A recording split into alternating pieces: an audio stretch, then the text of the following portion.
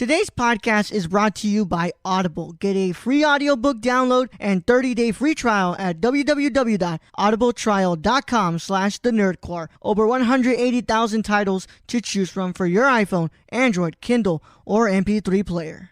Hello, nerds. You're listening to an episode on the Nerdcore podcast feed. If you're feeling generous, please consider pledging to a tier on our Patreon at patreon.com/thenerdcore. We have tiers as low as $1 per month. Thanks so much, and enjoy the episode. Hey everyone, before we can get into today's episode, I need to talk to you all about Anchor. Anchor is the easiest way to make a podcast and is the platform I've been using for over 2 years. Anchor is easy because it's free, includes creation tools on your tablet or phone from the get-go, rewards creators with sponsorships with no minimum listenership, and best of all, they distribute your podcast to places like Apple Podcasts, Spotify, Google Podcasts, Stitcher, and many more. So if you want to make a podcast, you should download the Anchor app or visit anchor.fm. Now let's get into today's episode.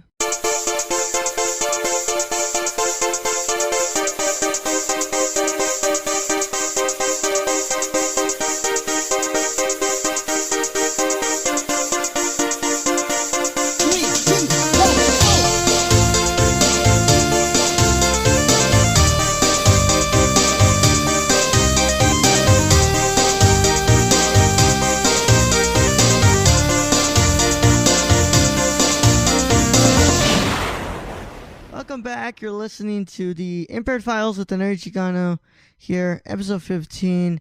And as always, you know, every week I talk to people in my life and I find out what they're doing and just what makes them them. Today is, you know, a pretty good time to talk to a certain friend of mine. You know, we don't always agree on certain movies. We don't usually agree with a lot of stuff, but you know, you know, the stuff that matters we do agree on. But, you know, movies and stuff like that, yeah, we are polar opposites sometimes. But today I'm having the wonderful chance to talk to Mr. Wesley Boutilier. How are you doing today, bro? I'm doing good, man. How's it going? Pretty good, bro. I already told you. Pretty much came back from class and getting ready to talk to you, man. But yeah, of course, would love that I have the guy who I rarely even agree with when it comes to movies. We're not that bad. We keep it civil, at least. Oh, of course. It's all in fun. It's all in fun. You know, I just fuck with you every now and then, but you know, it's all in fun, dude. Yeah. He's also the creator of the three-way on the podcast. You know, he's always talking about like running one of the running gags. Mm-hmm. Yep. He has a rule that he's not allowed to flirt with me when Luis is on the show, because you know that's just not right, man. But I've also gotten in trouble with his girlfriend a couple of times. But you know what, man? That's what friends are for, right? Oh yeah, didn't she? I think she responded to you on Instagram one time. No, it was on Twitter, bro. Oh, that's right. Yeah, we'll talk about that later. But it's a funny story, and I always like saying it on the live shows. But Wesley has had the wonderful privilege of I've had the wonderful privilege of getting to know Wesley for a while now. He's a good dude, and I said, you know what, I'm gonna bring you on here and talk to you about all this stuff. But Wesley, you do a lot of things, man. You are you do your nostalgia stuff. You're a freelance editor. You are a big collector. Holy shit, you are a big collector. Yeah, all of that stuff takes up a lot of my time, but collecting is like, yeah, that's a way of life right there. It's gotten more hardcore over the years. I've got it bad. You have a life-size ET. Yeah, that's new. I didn't have that the last time I talked to you guys on a podcast, but yeah, I got a life-size, like, I don't even know how tall he is. But it's life-size. He's sitting in my living room right now, just staring at me. You know how scary that shit would be to walk in on, dude? It took us a while to get used to it. My girlfriend would come home and like it would catch her off guard every time, and then we'll like hide it in different rooms so we can freak each other out. You open the door wild. And he's just standing there. Yeah. That's wild, man. But you know, you're a big fan of the movies as well. That's where we connected as always. Big fan of the video games too, but you know, movies are your thing, your big thing. Yeah, I'm all about movies. I don't get around to playing games as often, but I'm I'm at a theater at least like once a week if I can help it. 100%, man. And you've heard Wesley on a lot of episodes. I mean, it is basically a celebratory time when the Oscars and Golden Globe season starts to come on. He'll come on with me and we'll do a predictions episodes and we'll do a review of the show, talk about our thoughts. We'll do a what's it called for the Oscars as well. It's pretty fun. He's been on episodes of like the Infinity War review. He's been on the Endgame review. He's been on a lot of stuff, man. Yeah, we're gonna be talking Oscars before too long now. I'm finally like getting the good Oscar movies playing in theaters near me now. Like we just saw The Lighthouse the other day, and then finally like Jojo Rabbit's playing here now and Parasite. So I'm like, oh yeah, hell yeah, all the good stuff coming. Yep, I've got a lot of stuff here too, man. At the Museum of Fine Arts, they're showing Marriage Story with nice. And that one's hitting Netflix, right? Yeah, it's in Netflix in December. But nice. You know, the Museum of Fine Arts here, you know, it charge you like $7 for being a student to go see the movie. So yeah, you know, I'm gonna take advantage of that. That's awesome. We never get any of the Netflix ones over here because I would love to see The Irishman in a theater. I mean, my bladder would be killing me by the end of it, but I would still love to see it on a big screen instead of just chilling at home. But yeah, we never get any of those Netflix ones around here. Mm-hmm. Yeah, man. I wish we had the Irishman here too because you know I want to go watch that. You know, like you said, my bladder would be killing me. But you know what? It's fine. I can sacrifice that amount of hours for Marty. But yeah, you know, it's worth it. You just don't order a soda and you're good. Yeah, and we already know. For people who don't know, like the moment we have a Steven Spielberg month here on the feed, Mr. Wesley Boutilier would be the first person we contact. We just haven't gotten around to doing Spielberg's movies yet. Oh man, yeah. If you do an episode on E.T., you already know what it is. I could talk about it for hours. Yep. So, what's it called? You may not know, Wesley. This is pretty much an interview show. It's not a straightforward interview, dude. I like doing more conversation. Just you and I sit back. We talk about what makes us us, and that's pretty much how it'll go here. And we'll do a Patreon section at the end for the people who are subscribed to the Patreon at the $5 tier and above. And you will get that and a lot of cool goodies. So, sweet. Yeah, man. So I guess I want to start really with where did you start liking movies so much, dude? I feel like I'm gonna sound like a broken record because I'm gonna bring up E.T. like every chance I fucking get, but it really was like when I was in second grade, I watched E.T. for the first time, like at my house. My parents put it on, probably on a VHS, and I was crying when he first showed up and like yells, and I was scared. We had to pause it. I was like, no more, I can't watch it.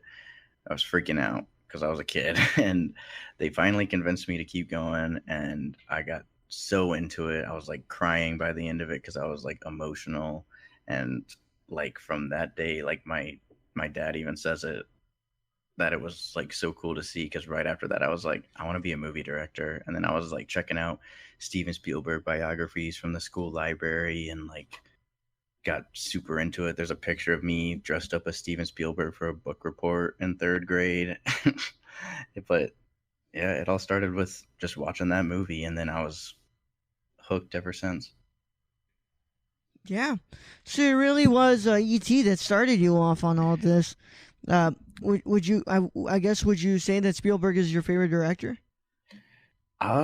Yeah, probably so. I mean, if they make your favorite movie ever, they gotta be your. I guess they don't have to be your favorite director, but he's definitely up there. Yeah. But then like there's so many new guys that are so good, so it's like constantly changing. It's so hard to pick somebody, but he's remained consistent more than a lot of people. Yeah. Even like what's it called? You know, you were actually a big fan of Ready Player One last year, dude. Yeah, it's not my like favorite ever. And then after a while I was like, maybe it is kind of like goofy and it's not good. But it was on HBO the other day and we caught like the tail end of it, and I was like, okay, this movie kind of rules. Like it's ridiculous, but it has like some moments that feel real like classic Spielberg that you're like, okay. And if I was a kid when Ready Player One came out, Mm-hmm. I'd be losing my shit. Like Yeah. that's a cool movie. Yeah. I still like it, even though it's got its flaws for sure, but it's fun. Well, I think some part of loving our movies that we love so much, we have to understand where our favorites also have a little bit of flaws, right? You know. Yeah, for sure. Yeah. And even though we consider some of these movies to be really perfect to us, you know, there's still some stuff that, you know, we have to point out at times that we're like, okay, yeah, that wasn't the right decision to make there. Maybe we could have changed stuff there. But yeah, dude, did you ever watch the HBO documentary on Spielberg? No, and now I have HBO, so I should probably go back and see that. Dude, I highly recommend it. It's a really good documentary. He really does talk about how E.T. was really this story, you know, where he really wanted to center it around his life with his parents divorcing and stuff like that. And, you know, because and it's odd, man. Like, you know, a kid of your age connecting to movies such as E.T. Really, where was that, dude? Where did you find the chance to make an emotional connection with a story about this kid and an alien?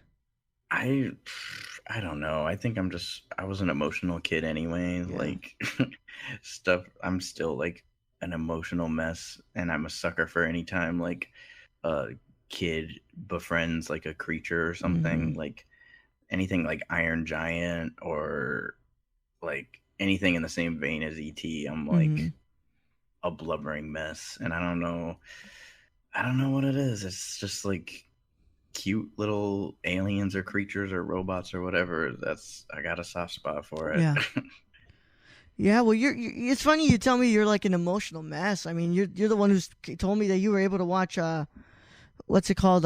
You were able to watch what's it called? Amore.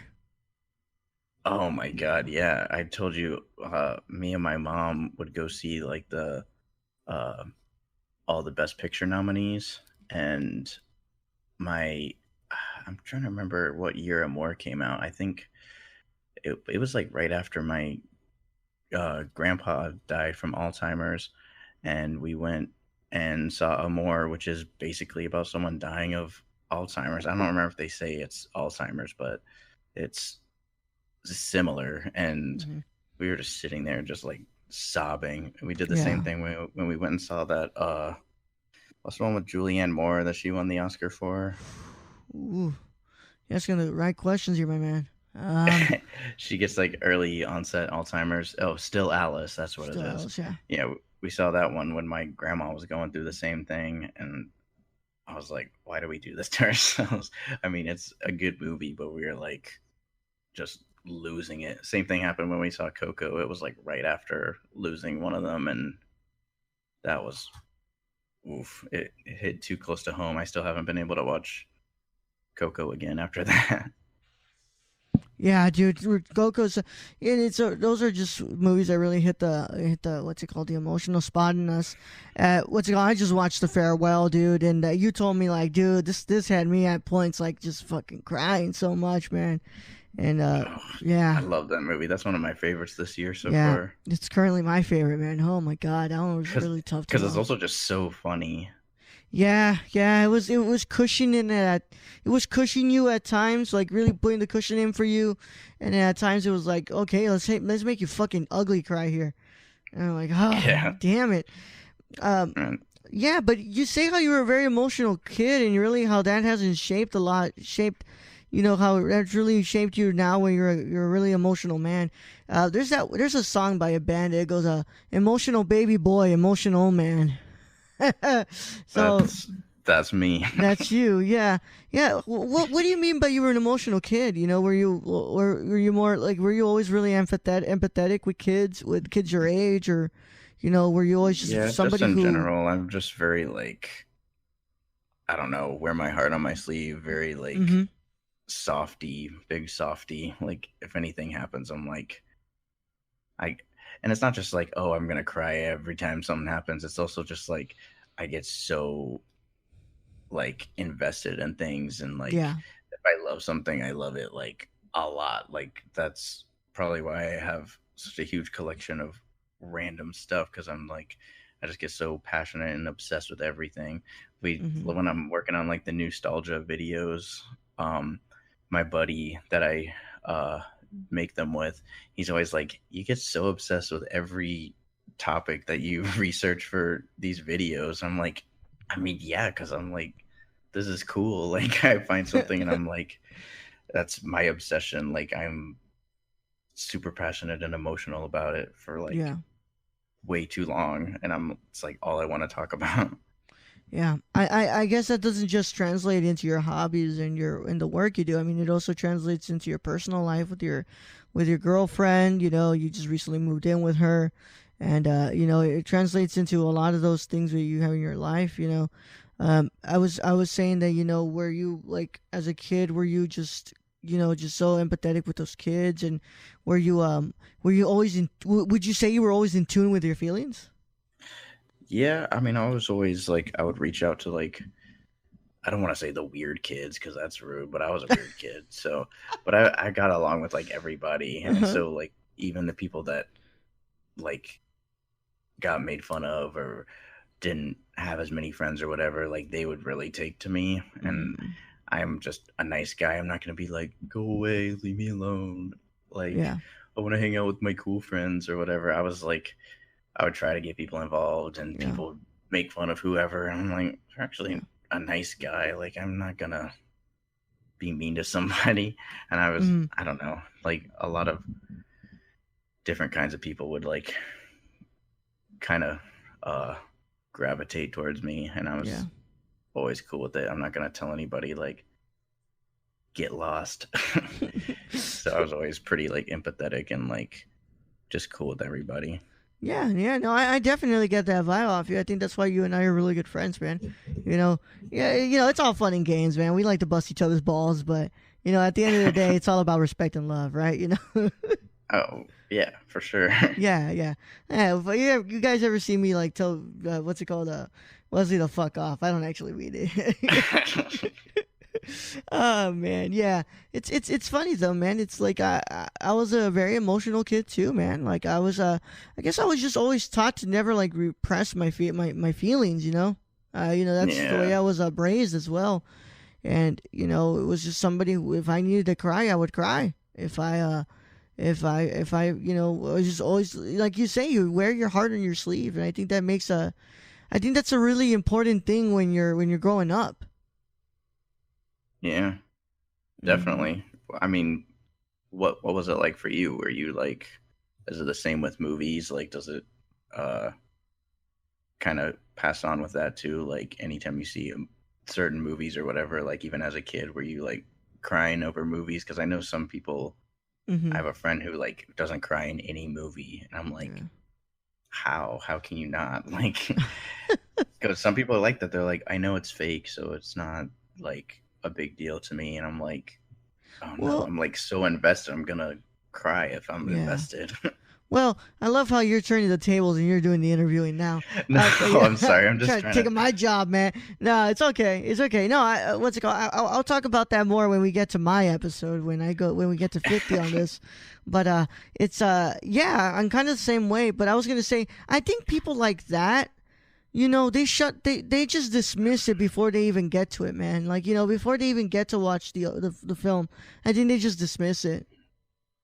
Yeah, I have a really good suspension of disbelief. So anytime like something can be so ridiculous and outrageous, and I'm like, no, that'd be like, that makes sense. Like, I mean, my favorite movies are like with little alien creatures and whatever, and I'm like fully committed. I'm like, yep, this is the best. My suspension of disbelief is ridiculous. Yeah, I mean, that's the same with me, man. My suspension of disbelief is really high up there. That's why I love wrestling so much. So, you know, it's like, if you can watch wrestling, I'm pretty sure your suspension of disbelief is way the fuck up there. Yeah, I'm like that with the Marvel movies too, where like they make it seem like it's part of our world. So I'm like, dang, I can't believe Tony Stark is dead. He did so much for us. And then like you're laying in bed, you're like, wait, why am I thinking this? This isn't even fucking real, man. No, it's ridiculous. Man, but it's cool, man. It's cool. You talk about your collecting, dude. Did you start that when you were a kid, or did you really get into that when you were like in your teens and young adult years? I was super into it as a kid. Like I was always just like big into action figures. I know most people like the like as a kid you like the stuff that makes noise or like is interactive, and I was never like that. I was like, just give me an action figure, like just a solid regular like character to play with, and like let me do my own thing. But yeah, I was super into action figures. We had like all the Marvel Legends back when Toy Biz was making them, and now Hasbro makes them. But as a kid, me and my brother had like all of those. And so then in high school, I wasn't really collecting that much. I had like some bobbleheads and stuff, and then I started getting more stuff when like The Dark Knight came out, and there was action figures for that. But then throughout high school, I was kind of like didn't have as much. I had a couple bobbleheads up, and then when I started making my own money, that's when I was like, oh, hey, now I can actually just like go out and get stuff whenever I want and go buy ridiculous toys and pops and whatever. Yeah, when Funko started making pops, or when they started getting, I kind of caught onto it like a little bit before they got as popular as they are now. So I have some that like went up in value a lot, but as soon as those started like showing up in more stores, it was game over for me, because I was instantly hooked on like anything where you can get like obscure characters and all that. I was all about it. So that was like the nail in the coffin for me and my wallet. Yeah, well, you seem to like so like I agree with you there, man. As a kid, I wasn't gravitated to the shit that made noise, you know. I so like as a kid, I collected so many wrestling figures, bro. We'd go to my grandma's house and we'd have them all in this black plastic bag, trash bag. We'd have our ladders and our chairs in there too, and we play with my brother and I would play with our wrestlers, and we would just have matches with championship titles and everything, and that was it. That was our stuff. And you know, my grandma would buy us toys from the flea market and buy us like Spider-Man, Batman, and all that stuff. You know, we had like a Batman Beyond figure at one point too, but like nothing that was like, you know, for us it was really just the normal stuff that really caught our attention. We were never really too into like the whole, you know, make noise type of thing. You know, we were really just into you know, simple stuff, and that was always a fun stuff. And yeah, I like how you bring up the point that like, you know, high school you kind of stopped. You know, did you stop because you like you were kind of like embarrassed that you like toys, or was it like the fact that I kind of don't want to spend money that's not mine right now? I'd rather wait until I get my actual money. I don't know what it was, because I still got some stuff, but it wasn't as crazy. I don't think they were making as many Marvel Legends at that point. I think it's when they started making ones from the movies that I was like, oh dang, maybe I could get back into this. Like when they made them for the first Guardians of the Galaxy movie, I was like, oh damn, I gotta get all of these. But then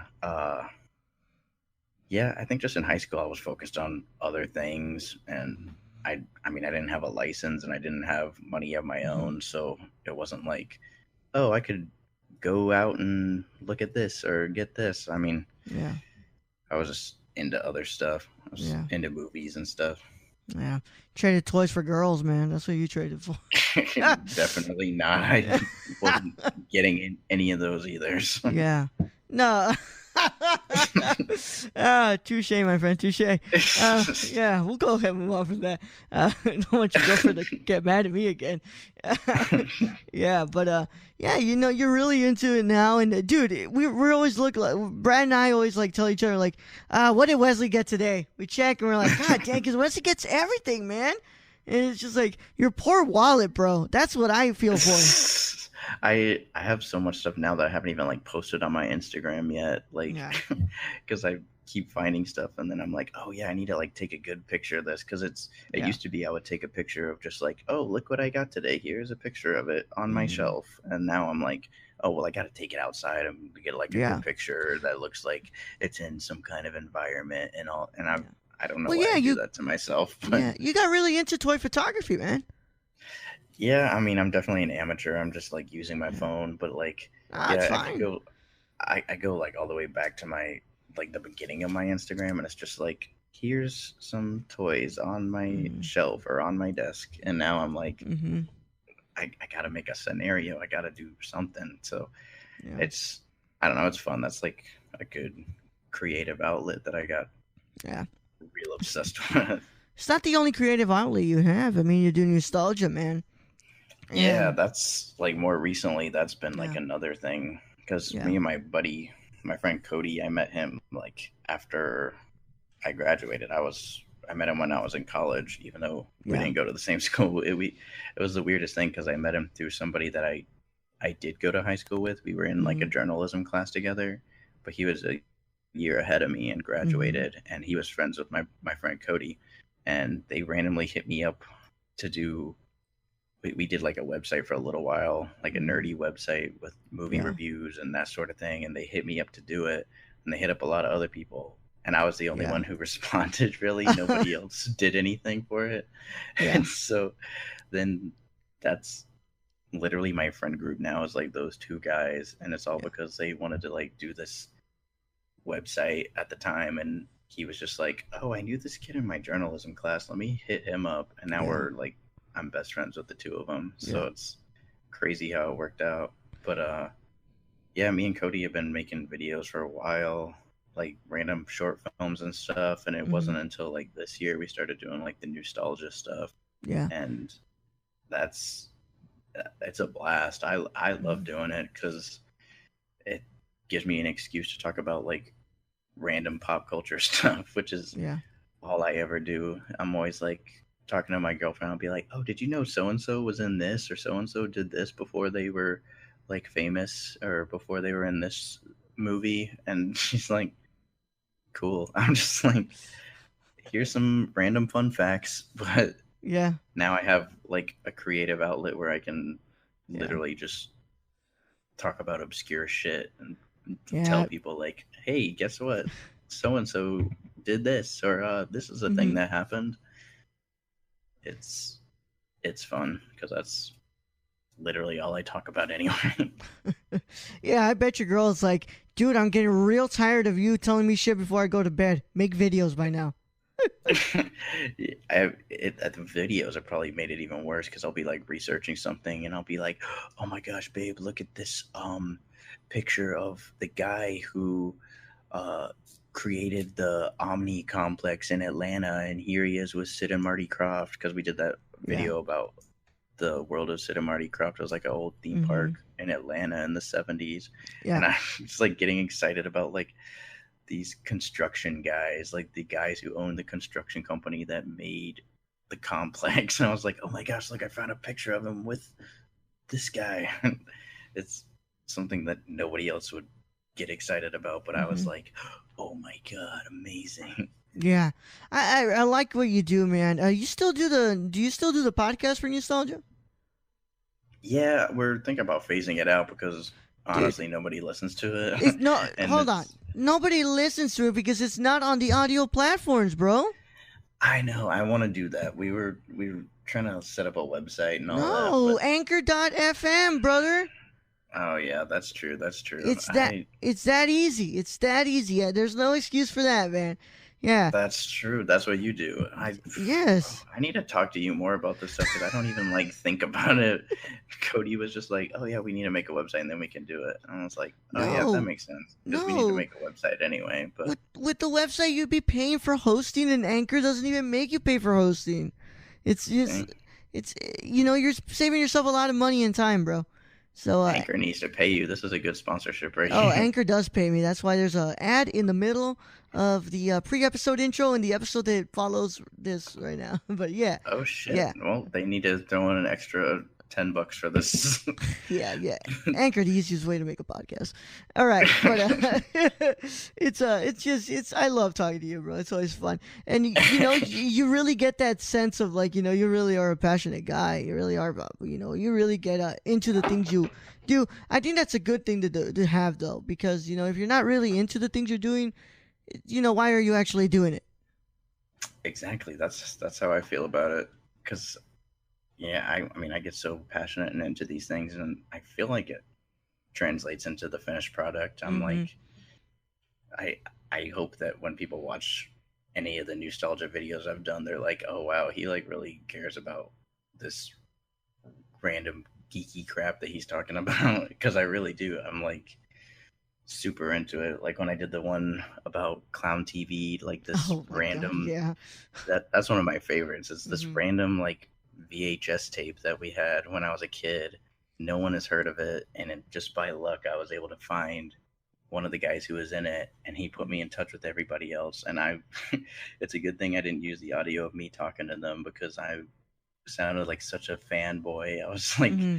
starstruck by talking to these people who were, I mean, they've gone on to do like big things on like Broadway or whatever, but most people will be like, I don't know who this is. Like, they're not famous really, but I was talking to them and just like totally starstruck and telling my Yeah. friends, like, oh my gosh, I talked to so and so, and they're like, cool. Yeah, cool. There you go. I could hear the knife and the what's it called, the plate in the back. I told you. That's my, that was my cat. She gets the zoomies or whatever late at night, and she jumps on the couch, runs around, runs in circles, and Mm-hmm. meows. So That's I gotta great. try to get her to calm down. Yeah, Just but I was excuse gonna her. say, in a way, you're a documentarian, man. Uh, Yeah, I mean yeah. These are definitely like documentaries. It's we want to do more where we can like actually go out and like film some stuff, which we've done a little mhm. bit. Like we went to the CNN Center, which is where the Sid and Marty Krofft theme park used to be, and we filmed some stuff there. Yeah. And we get it in where we can, filming like Hmm. bits and pieces. But yeah, I wish I could do like a full documentary for that clown TV thing, like a full like hour or an hour and a half, and like go Yeah. interview all those people in person because I'm I'm obsessed. Like that, I feel like that would be a blast. Yeah. I mean, there are things you could always get into doing, man. It's just stuff that you can get back to. Uh, I mean, as a filmmaker, as yourself too. As I've always told you, sometimes too. You know, some projects we leave them open ended so we can come back and revisit them and expand them a little bit more. You know, so Yeah, you always have that window at what you're doing here. You're kind of doing short docs, but you could always come back and you never know who will watch it and want to give you an actual budget to do a full blown doc on this. that's true. That's Yeah. true. That because yeah, that would be amazing because that's like my dream project right there. Would be doing. It was so hard to come up with more topics after doing the clown TV one because I was like, Mm. that's like the main thing I would want to tell people about. Not that I'm like obsessing over this video for years and years, but it's just like what a cool story to tell that Yeah. like people couldn't have found on their own. That was the hardest one to do because I had to get all the info from like interviewing these people because it was Hmm. like there was nothing online about it. But like that's why it was so exciting because it's like wow, I can actually like tell their story and like tell this story about a group of people that like did something so cool and no one knows about it. So that Yeah. was, and then I found a couple of people who uh actually did see clown TV when they were kids. And they like messaged me on Instagram like, "Oh my god, like I thought we were the only people who had ever seen it, and then I saw your video, and I was like, oh my god, that's insane because I don't know anyone who's ever heard of this. I don't know. The internet's cool. Yeah, yeah, no, yeah, I get it, dude. I get it, and it's that's really the whole. It's really the reason why we do a lot of the content is just the stuff we do, stuff that comes after, like a lot of the friendships I've made because of the podcast, and it's like, it's funny that you're talking about like, if you enjoy it, if you don't enjoy it, why are you even doing it, right? It's funny like do you think I'd be doing this if I didn't enjoy it? Man, you know? I hope not, because you guys are the hardest working like podcasters in the game. It's like insane what you do on like a weekly basis. It's like Weekly, daily, baby. yeah, well that too, but you're like killing yourself doing these like crazy amounts of like content. And Yeah. so I I know you love it because somebody who wasn't passionate about it and didn't love it wouldn't be able to do all that, because that's you guys really We do a lot. put the work in. Yeah, we really do a lot. It wouldn't be possible without the team, though. For sure. Yeah, it's great having the team, and yeah, I think that you feel the same way. If you didn't have your friends like Corey, you probably wouldn't be doing some of this stuff too, because it'd be too much to juggle. It's Cody, but yeah, he definitely is a big help, because I'm also one of those people who won't like do stuff on my own. Sometimes I need like a little push, which is bad. That's like a nice way of saying like I'm a lazy piece of shit sometimes. But once I like get going, and it's always just like starting something that's hard. You're like, I could also just like sit here and watch something on Netflix, or I could just sit here on my phone and scroll through Instagram or whatever. But then once you get started on something, then it's like, oh, okay, cool, get the ball rolling. Let's get more of this, more of that. Let's like keep going. And then it gets to the point where it's like, okay, now you need to like finish this thing. You can't just keep researching and like finding more stuff forever. You got to actually like make this video and put it out there. Yeah, to me, I bet that if it were up to you, you'd be making like 2-hour episodes if you could, just off your research alone. Yeah, for some of them, definitely. I mean, some of them don't have as much info out there, but like I try my best to find as much as I possibly can, because I really could go on forever talking about some of those topics. Like that's the other thing. It's good that I work with somebody like Cody, because he'll read like the scripts that I write for like narrating these videos, and he's like, okay, you need to take this out. You sound like a fanboy. You got to be like like narrating. You can't just be like, this is the best thing ever, this is so cool, look at this. Because sometimes I get a little like too excited, and I gotta like tone it down and be like, okay, well, this is informational. I can't just sit here and like be a fanboy and talk about how great this thing is. Is there anything you're so, by the way, guys, I mean, I forgot to put this up there. Viewist is the actual production that that is the home of Nostalgia. So yeah, that's confusing, but yeah, if you look up, our channel is called Viewist, Viewist. Yeah. But if you type in Nostalgia, then it should come up. Because that's most of our channel is Nostalgia, and then like a few short film things. But yeah, there's I don't remember how many episodes we have on there now. Maybe like 8 or more. Yeah, but I was gonna ask, is there anything you're trying to bring to the channel that's not Nostalgia for Viewist?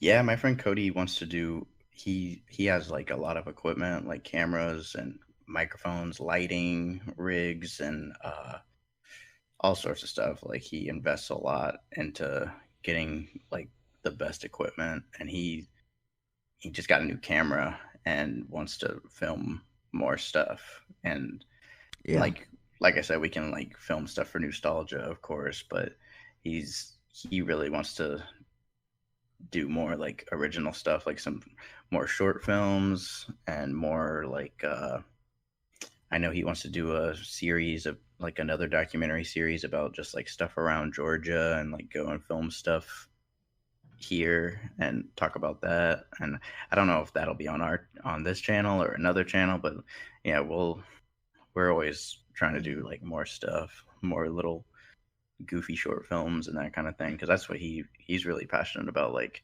oh, let me like film something. I want to like really work at getting better as a filmmaker and like making things. And I like that too, but I'm also the kind of guy who, like, if I find an obscure commercial from like the 70s or something, I'm like, oh, this is cool, I gotta show this to everybody. And that's kind of what makes Nostalgia cool, is I can make something about that. And it's like, yeah, I didn't film it, but it's cool to like put it all together and like bring a story to people that has like, oh, look at this weird footage that like you might not have ever seen if it wasn't in this crazy video, like the Sid and Marty Krofft one. I had a guy who actually like works in the theme park industry share it, and it kind of blew up a little bit Yeah. more than some of my other ones because he shared it and was like, "Oh my gosh, this is like footage. This is like the white whale of theme parks. I've never seen footage of this," and it wasn't my footage, but I found it and put it in the video. I mean, we source everything and like credit people, but yeah, it was just cool because you're telling a story and using stuff that you find, but like that stuff is still just it's cool to see. Yeah. And I think it's that I don't know, that stuff gets me just as excited as like, oh cool, we filmed something really neat. But I don't know. I like both. But yeah, we definitely wants to do more like let's go out and film something and like make something brand new. Yeah, so I'm not thinking about any reviews or anything to it. Like movie reviews and that kind of thing. Yeah. We used to do that a lot, but like when we were doing we had like an old website called Nerd Speak, and we would do like a podcast, and we'd cover everything. Yeah. Like, well, we didn't cover everything. We'd cover like the big movies, and that's fun because I love talking about that kind of stuff. But then there's so much of it out there that I'm like, I can't compete and I can't stay on top of it as much. Yeah. There's like, hold on, don't you come at me with that. First of all, by the way, I checked your channel. Don't come at me with that. Nobody watches the podcast. You know, you have some episodes with 100 and some like listens. Come on. Nah. That's only like a couple of them. A lot of them have like 40 or like. That's not bad. That's not bad at all, man. But that's I mostly do those, or we mostly do those because there's stuff we can't just like fit into the videos. So and that's fine. You're accompanying it with something else, and if you put that on the audio stuff, man, you'd be making even more. You'd be making more listens. You know, don't worry about if it's right now if it doesn't have like 100 and some, dude. Just leave it there. You know, some of our episodes. What I've been surprised with the most is that as much as the feed continues to grow, people are going back to listen to those first episodes, and we're growing in views in those first episodes. That's good. Yeah, so you just gotta let the people come to you. You know, you just keep making the content, and you let the people come to you. Yeah, I think that's why I like doing the nostalgia stuff is because it's not like it doesn't have to be relevant right this second. Because I was so bad when we were doing like our Nerd Speak website. I was like writing reviews for like every episode of Gotham, and like I was killing myself over doing this because sometimes I would watch something like that and I'm like, I don't feel one way or the other about this episode of Gotham or The Flash or whatever. I'm like, I'm not like inspired to write anything. I mean, I did like a full season of each of those, I think, and then we just got burnt out because there was like 3 of us doing this whole website trying to keep up with like every bit of news, and like that was years ago, and now it's even more. So I'm like, I love to talk about. That's why I like getting on with you guys, because I can still talk about movies, and I can talk about it with you guys who are like the experts at doing this stuff. You guys know how to keep up with it. I'm so bad at it. You flatter me. You call me an expert. We're just a bunch of idiots, just as bad as you, bro. But, yeah, but that's why I like doing like the nostalgia stuff, because like, oh, nobody's looking for content about Clown TV or the world of Sid and Marty Krofft or this like random Sesame Street store that was in the mall in the 90s. So I can like talk about it, and somebody could find it right now, or they could find it in like 8 years, and it's still like, oh cool, what a weird thing. And it's not like it doesn't have to be like in the now, because it's already something that nobody cares about.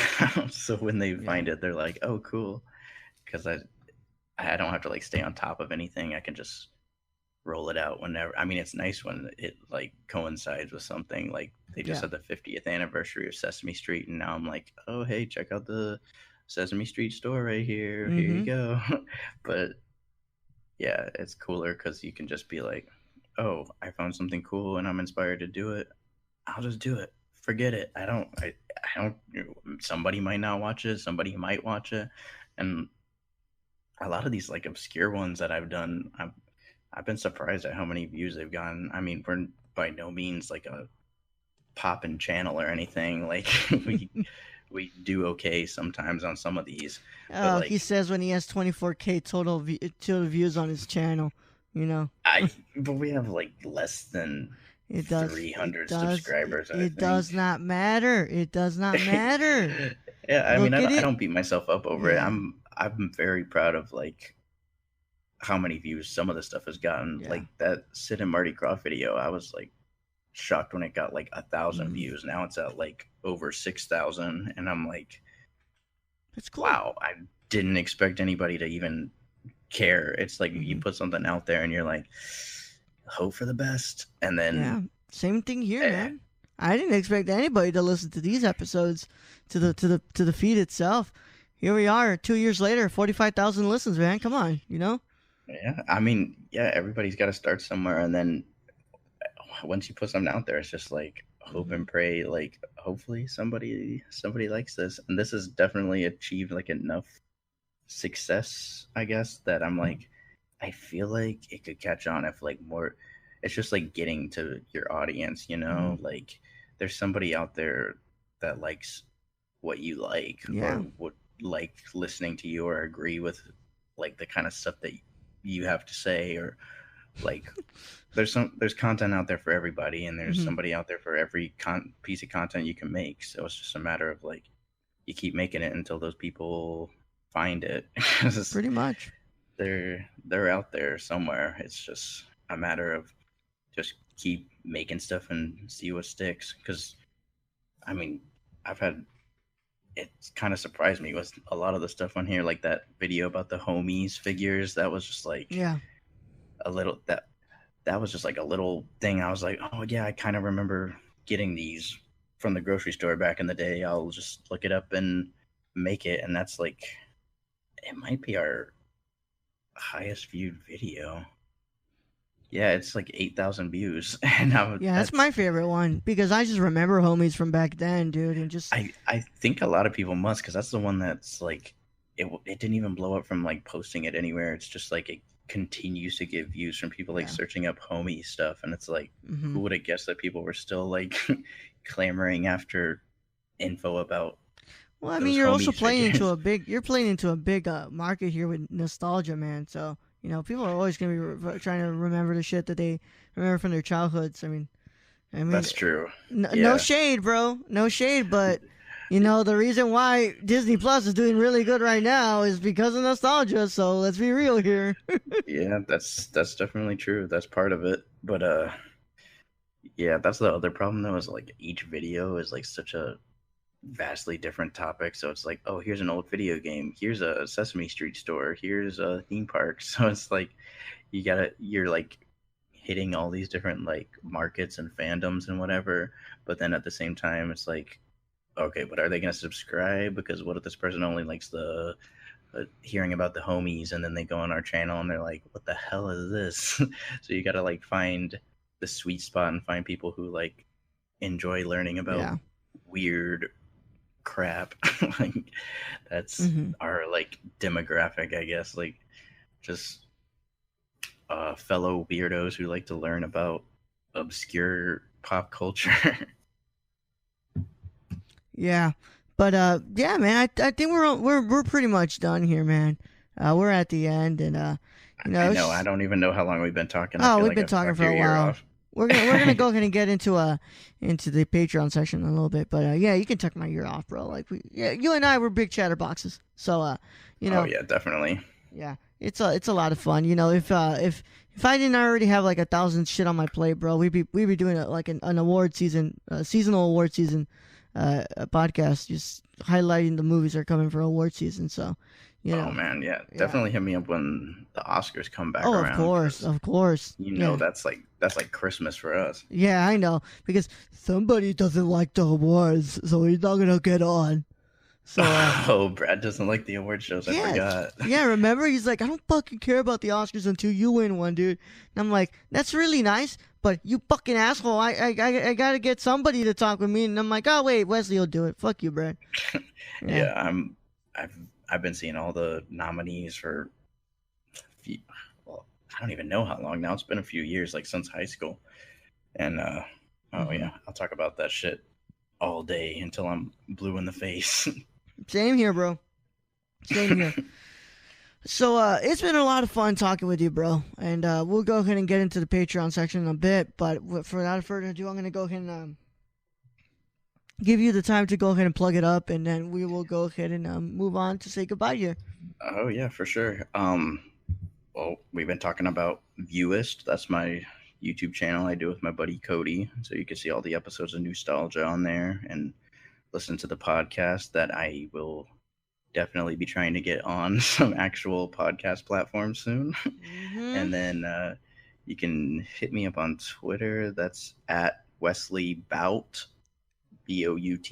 And I post all my videos on there. Viewist has a Twitter account too, but I'm pretty active on Twitter, posting about movies and whatever other random pictures of my cats. And then all my toys and Funko Pops and whatever are all on my Instagram, which is at Wesley_collects. And I'm on there more than I'm on my personal Instagram. I'm always posting pictures of toys and stuff. So if that tickles your fancy, then you can check me out on there too. I'm a social media whore. I am everywhere posting random crap that hopefully someone cares about. So yeah, that's right. About it. That's a lot of stuff, but no, it's all good, man. It's all good. You're supposed to plug it up. Well, thank you all for listening, and as always, it's always a fun time getting to interview.